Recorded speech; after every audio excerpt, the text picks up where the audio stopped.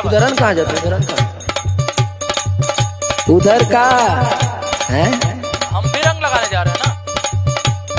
सुना क्या? तुम किसी को भी रंग लगा लो, अच्छा पूरा किसी को, अच्छा। बस इनके छोड़ दो।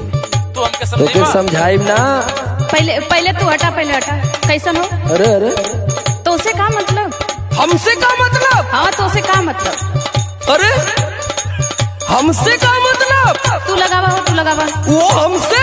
हाँ का मतलब? तू लगावा, लगावा हो। जा लगावा लगावा लगावा लगावा। तो लगवा ला जा। क्या करबा? अब अरे बाप रे का करबा? हाँ ला सुना सुना मतलब? तनी कम छोटियाओ बच्चा।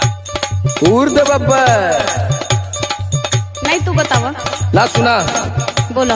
बाले से हमारे लगई वाला बेटा